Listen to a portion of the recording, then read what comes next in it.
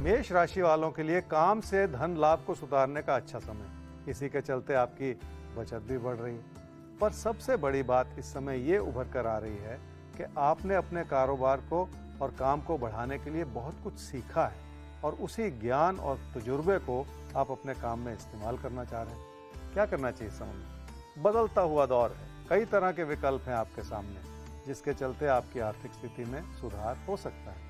इसी प्रयास को बनाए रखने से आपकी समृद्धि बनी रहे, ऐसा ही कहता है आपका राशिफल। क्या न करें इस समय में? काम और कारोबार को लेकर ऐसा विचार ना बनाएं कि आप सिर्फ परेशानियों के बारे में ही सोचते चले जाएं।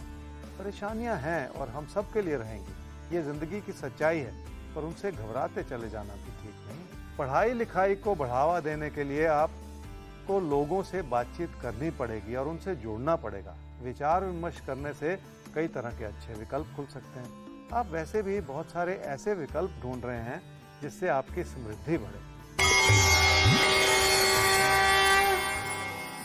रिश्ते नातों को लेकर हर तरह से अनुकूल समय बना हुआ है, क्योंकि रिश्तों के प्रति आपका समर्पण नजर आ रहा है। चाहे वो घर परिवार के रिश्ते हों या कारोबारी रिश्ते हों, हर रूप से आपने अपने हालात को संभालने की कोशिश की है।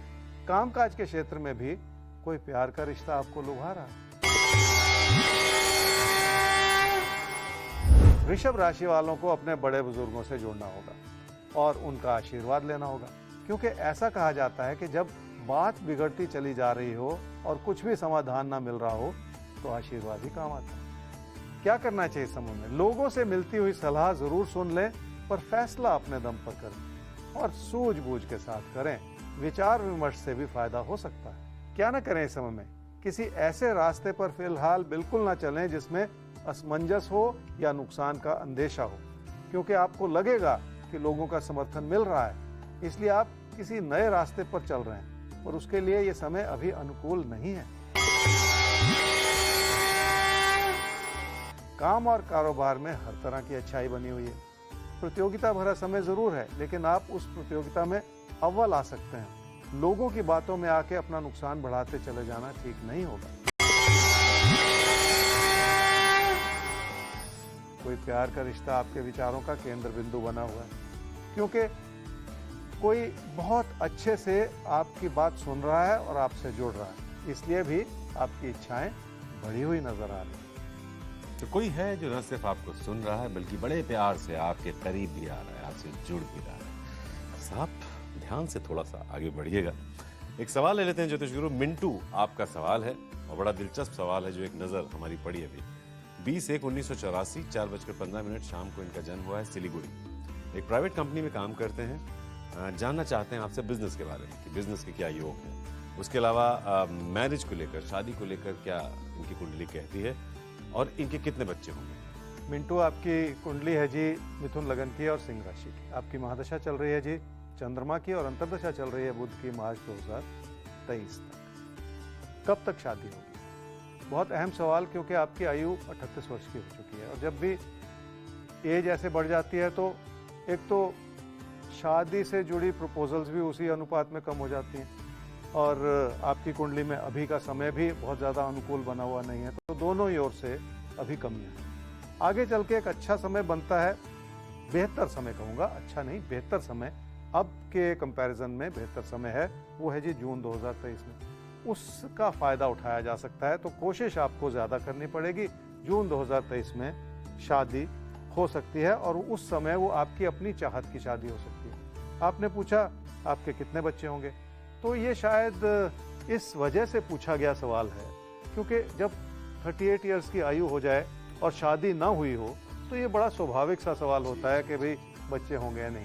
पर मिंटू जी, मेरी सलाह यह है कि शादी के बाद ये सवाल ज़रूर भेजिएगा, हम उसे ज़रूर शामिल करें। तो मिंटू, आपको इस शो की तरफ से, हम दोनों की तरफ से ढेर सारी शुभकामनाएं।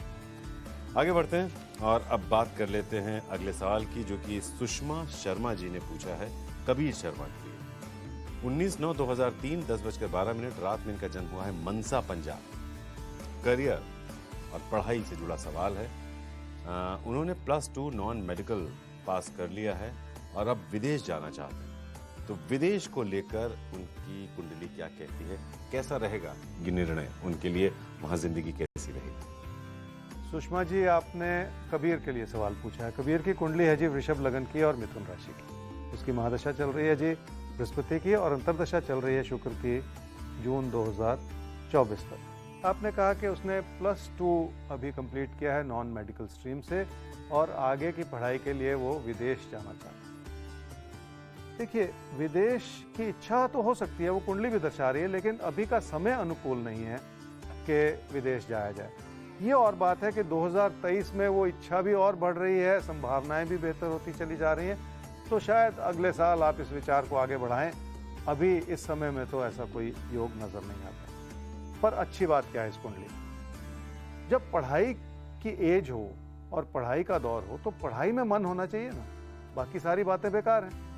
कनाडा में जाएं, यूएसए में जाएं, किसी और विदेश किसी भी कंट्री में जाएं, चाहे इंडिया में रहें, तो पढ़ाई में ही अगर मन नहीं होगा तो पढ़ाई के लिए चाहे विदेश जाएं चाहे कहीं भी जाएं तो फायदा नहीं है।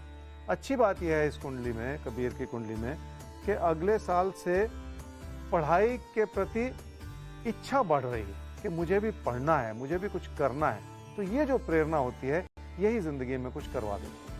तो 2023 में विदेश के बारे में सोचा जा सकता है, लेकिन सबसे अच्छी बात यही है क्योंकि उनकी प्रेरणा भी जग रही है पढ़ाई को लेकर, तब उन्हें थोड़ा सा मोटिवेट किया जाए। अगर वो प्रेरित रहे तो देश हो विदेश हो वो जरूर कुछ अपने लिए अच्छा करेंगे। आगे बढ़ते हैं और अब बात कर लेते हैं मिथुन और कर्क राशि आपकी। तो देखते हैं आपके लिए आने वाले पल कैसे हैं और आपसे क्या चाहते हैं। मिथुन राशि वाले कोई ऐसा शोध करना चाह रहे हैं, ऐसी खोज करना चाह रहे हैं जिससे आपको बड़ा फायदा हो जाए, पर यह समय ऐसा है जिसमें आपको रुक जाना चाहिए, क्योंकि इस सारे प्रयास में आपका छुपा हुआ नुकसान भी नजर आ रहा है। जो सब कुछ अच्छा लग रहा है उसके पीछे भी बहुत सारी मुश्किलें हो सकती हैं। क्या करना चाहिए इस समय में? अपने पैसे को किसी भी तरह के खतरे में डालते चले जाने से बचना होगा। इसलिए आपको ऐसे विचारों से भी बचना होगा जिसमें तकदीर कहीं आपका साथ छोड़ जाए। क्या ना करें इस समय में? अपने साथी सहयोगियों से किसी भी वजह से उलझते ना चले जाएं। इसलिए ना तो बहस में पड़ें और ना ही खुद को साबित करने की कोशिश करें, क्योंकि ऐसा करने से किसी भी तरह का लाभ होने वाला नहीं है। धन दौलत का क्षेत्र इसलिए अहम हो रहा है क्योंकि आपको नुकसान हो सकता है और आपकी मुश्किलें बढ़ सकती हैं। आपको लगेगा कि लोग आपके साथ हैं और कोई चिंता नहीं है, पर यह एक बहुत बड़ा भ्रम है जिसे पालने से इस समय गलती हो सकती है। पढ़ाई का क्षेत्र बहुत अहम है जिसमें आपके अपनों का सहयोग है, पर फिर भी आपको अपनी बात कहते या मनवाते चले जाने से बचना होगा। लोगों की बात सुन ले, उसी में आपके लिए बड़ा आशीर्वाद भी छुपा हुआ है। कोई भी रास्ता आसान नहीं होता, पर मुश्किल रास्तों पे चलने से ही आगे की जिंदगी आसान हो सकती है।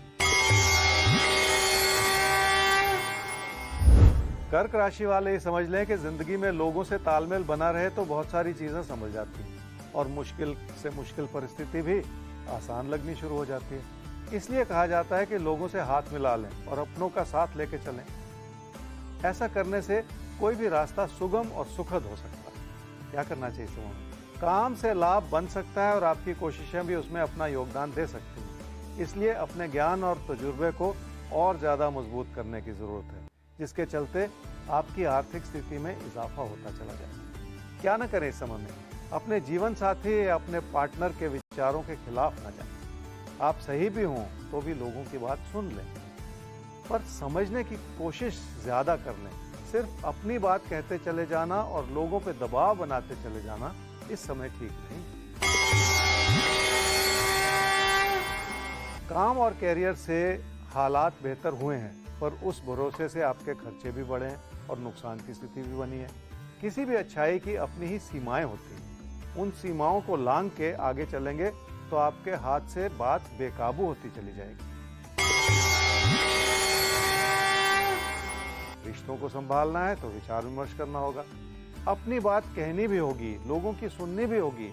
मन में बिठाई हुई अविश्वास की भावना को हटाना ही होगा।